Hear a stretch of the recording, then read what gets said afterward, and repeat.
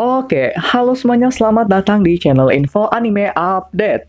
Bertemu ketua kelas memang bukan hal yang bagus bagi seorang introvert seperti Haruka. Karena pengikut Inco akan selalu ngekorin mulu dimanapun dia berada. Apalagi dengan kondisi Haruka yang sekarang telah memperbudak cabe-cabean, makin ribet tuh situasinya buat berurusan sama Inco. Dengan terpaksa Haruka mengatakan kalau dia tuh udah ngejinakin para cabe. Mengetahui itu, Inco murka besar, bertanya pada Haruka apa yang mau lu lakuin sama mereka. Haruka tidak bisa menjawab. Namun tatapan semua betina sudah menjadi bukti yang nyata kalau Haruka adalah sampah di mata mereka. Dinginnya tatapanmu. Haruka mau balik, tapi para cewek malah berisik. Tentu saja gabung sama mereka merupakan hukuman berat bagi Haruka sang introvert. Selanjutnya, Inco membangunkan pemimpin gal yang kehipnotis. Ajaibnya, hanya modal digoyangkan doang, pengaruh hipnotis langsung menghilang. Setelah para cabai udah tersadar, rapat emak-emak akhirnya dilakukan. Sementara itu, Haruka yang nggak tahu harus ngapain, iseng-iseng mainin sihir. Namun setelahnya, dia malah terkubur. Ya ampun, meleng dikit langsung mengubur diri. Ini sih beneran definisi laki-laki yang susah ditebak. Selanjutnya, di bawah kepemimpinan Inco, semua cewek memberikan penghormatan pada Haruka karena telah menyelamatkan mereka.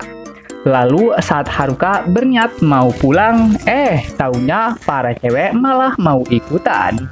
Awalnya Inco buka suara, terus ada lagi suara-suara cewek lainnya. Dan ujung-ujungnya tanpa meminta izin, suara peluit Inco tiup, pertanda dari mengevakuasi para cewek ke tempat Haruka. Sebagai orang nolep, tentunya berita ini begitu membuat kaget. Soalnya semua lo ya, kalau nggak terjadi apa-apa sih rugi bandar ya kan? Perjalanan dilakukan, dan setelah sampai di rumah Haruka, mereka semua tampak dibuat terkejut sama penampakan rumahnya Haruka yang begitu megah bagaikan rumah sultan. Anjir, kapan dikamiknya ya? Perasaan kemarin masih ada unsur originalnya loh. Saking excited dan tanpa ngerem, para cewek ini malah melepas semua pakaiannya buat mandi. Sementara Haruka hanya bisa menyaksikan pakaian itu melayang di kepalanya. Dan inilah penampakan para cewek yang lagi mandi. Lah, bukannya udah dilepas semua ya pakaiannya, kenapa malah nyisa ini? Selanjutnya, semua cewek mulai berbaris di bathtub untuk berendam. Yang mandi air panis emang cewek, tapi yang merasakan efek kayak cacing kepanasan malah Haruka. Bahkan di dalam tenda sekalipun, dia masih merasakan efek panasnya. Sampai Inco yang lihat pun dibuat heran, kenapa gitu? Para wibu itu harus gila sendirian kayak gini. Di sini, Inco sekali lagi berterima kasih sama kebaikan Haruka yang telah menyediakan rumah, bahan makanan, bahkan air mandi. Sebagai ketua, Inco merasa bersalah karena tidak bisa diandalkan selayaknya pemimpin. Haruka memegang Inco, mengatakan padanya, "Kamu sudah melakukan yang terbaik. Sangat wajar jika kamu tidak berdaya, karena ini bukanlah tempat kita." Inco terdiam dan dilanjut dengan tersenyum. Lalu setelahnya berterima kasih pada Haruka karena mau menghiburnya. Berikutnya, di saat para cewek tertidur pulas, di saat itulah Haruka malah terjaga. Jika melihat tatapan matanya yang cabul, kayaknya nih orang takut tidur karena dikhawatirkan bakalan mimpi basah. Di pagi harinya, ketika Haruka membuka mata, dia mendapati ada cewek di depannya yang lagi ngerjain sesuatu. Awalnya Haruka kaget doang, bertanya siapakah sosok ini. Namun yang lebih bikin kagetnya, nih cewek malah nyosor ngedeketin Haruka yang lagi bangun tidur. Semakin menyosor dan tiba-tiba bertingkah selayaknya Imoto yang lagi ngebangunin Oni-channya yang tertidur. Haruka pasrah jika emang mau dibrutalin. Waduh, dibrutalin loh. Cuman sialnya kepala mereka malah berbenturan, sehingga ngebuat keduanya tidak jadi melangkah ke tahap yang lebih berani. Sementara itu, Haruka yang baru aja menemukan makanan baru begitu sedih dibuatnya.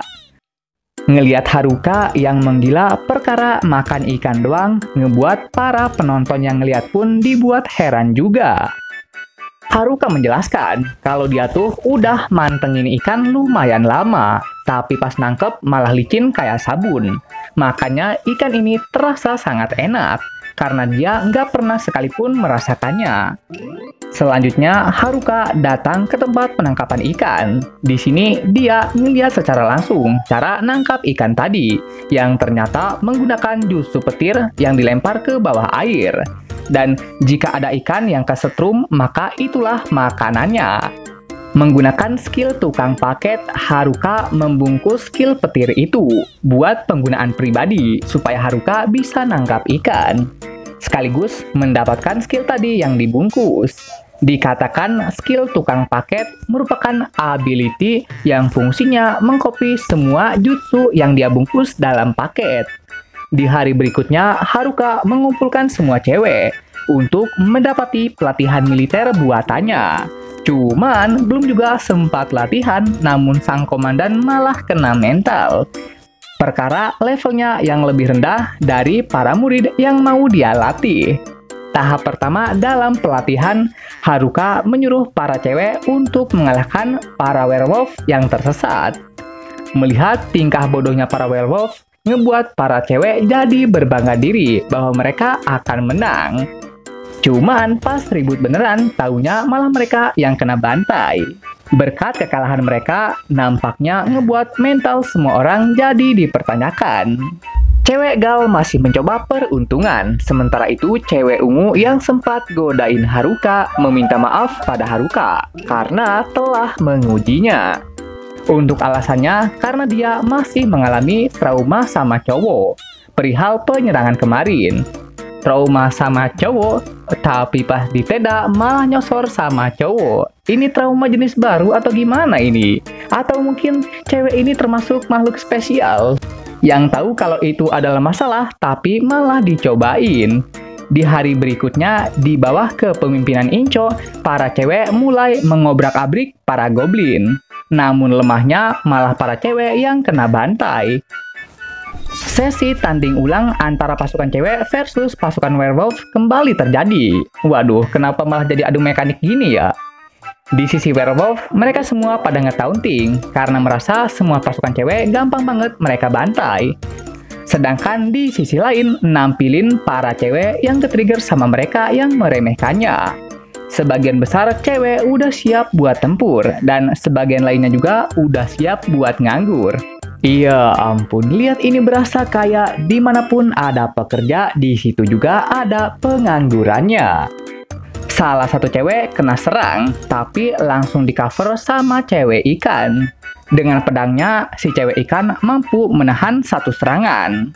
Ketika udah ditahan sama si cewek ikan, pemimpin gal langsung mengcovernya di belakang. Dan setelahnya dilanjutkan dengan menendang. Ketika serigala udah setengah tumbang, yang lainnya langsung mengerahkan kekuatan mereka yang full power. Hingga akhirnya para serigala pun akhirnya berterbangan, lalu jatuh setelahnya dan berakhir pingsan. Perayaan kemenangan dilakukan, dan demi menjaga kesportivitasan dalam duel tadi, para cewek yang udah menang menyalami serigala tadi yang mereka kalahkan. Berikutnya, Haruka terbaring sambil menatap ke atas langit. Cuman di tengah menatap malah ada Incho yang menghalangi, sekaligus mengajak Haruka buat ikut bareng mereka ke sebuah kota. Haruka menolak, tapi Incho tetap memaksa. Ya ampun, lama-lama lihat tingkah si ketua yang memaksa lumayan kesel juga ya. Kayak nggak tahu diuntung banget gitu. Padahal udah ditolongin loh, dengan dikasih tempat tidur dan bahan makanan. Bukannya berterima kasih dengan meninggalkan dermawan ini yang sendiri, taunya malah maksa dermawannya buat ikutan perjalanan sebagai penunjuk jalan, supaya mereka bisa selamat ke tempat tujuan. Emang nggak sopan sih. Kalau gue jadi si Haruka, udah gue pakai tuh skill budak sama ketua kelas, biar dia tuh diem dan gak banyak speak up, apalagi bergerak. setelah memutuskan untuk ikut perjalanan bareng para cewek. Taunya di tengah perjalanan mereka malah kena begal sama monster babi gendut setinggi Titan. Haruka berniat melawannya sebagai sarana latihan bagi para cewek. Seterusnya, Haruka mulai menyerang, tapi pas monster ini ikutan menyerang, si target malah ngilang. Monster ini jadi bingung, dan si target yang dimaksud ternyata ada di belakangnya dan sedang ngeledekin dia. Menurut Haruka, alasannya menghindar karena serangan fisik sudah pasti kagak mempan. Jadi, bersembunyi ini adalah cara agar Haruka bisa menyerangnya secara diam-diam make sihir. Ngomong-ngomong, alasan kenapa Haruka bisa punya sihir itu semua berkat para kotak yang bisa menyalin jutsu orang lain supaya bisa jadi miliknya. Selang beberapa waktu buat mikir, nampaknya persembunyian Haruka telah diketahui sama nih monster. Beruntungnya, Haruka memiliki skill The Flash, sehingga dapat dengan mudah menyelinap ke belakang, memukul monster ini hingga tumbang dan berakhir pingsan. Haruka heran, dianya yang terlalu kuat atau monsternya yang terlalu lemah. Sedangkan para cewek mulai menatap tajam ke arah Haruka, karena merasa hal apa gitu yang harus mereka pelajari dari pertempuran sekali pukulan. Untungnya saja monster tadi masih selamat, sehingga praktek sesungguhnya make sihir masih bisa dilakukan. Haruka heran kembali, lah kok mati lagi? Ya gimana nggak mati, kocak? Api menyala lu lempar ke muka monster, ya sudah pasti tewas lah. Para cewek merasa dipermainkan, karena dari tadi berasa dapat hikmahnya doang nontonin Haruka. Dan inilah ekspresi Haruka yang penuh dosa. Malam hari akhirnya tiba, dan obrolan para cewek di malam hari juga akhirnya dimulai. Dan kayaknya semua hal yang menyangkut para cewek udah Haruka bereskan. Untuk selanjutnya, Haruka harus membuka peta, supaya bisa tahu rute mana lagi yang akan dia masuki. Ketika lagi asik mengecek, skill perception-nya tiba-tiba mendadak aktif, pertanda ada bahaya di sekitar.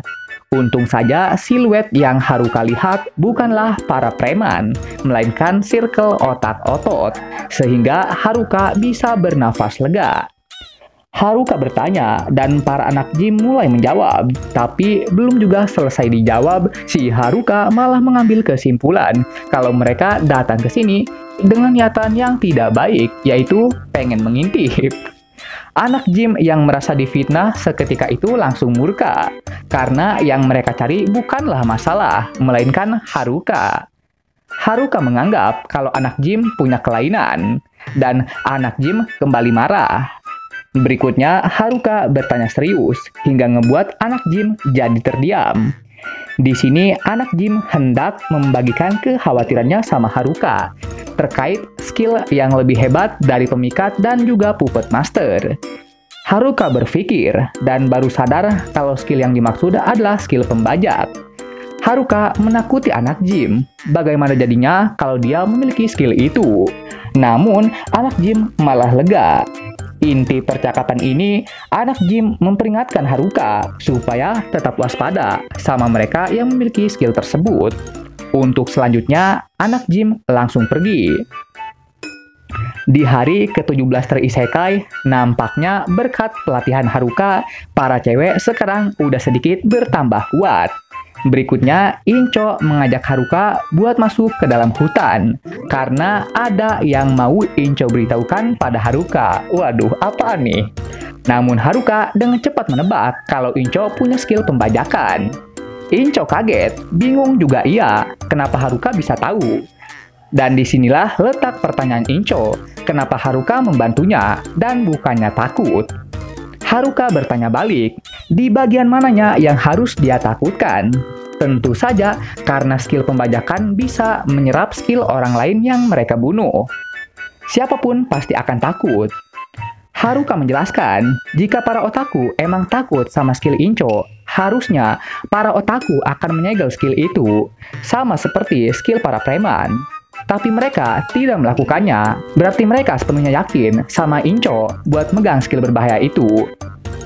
Begitu juga denganku, yang juga sama percayanya seperti mereka.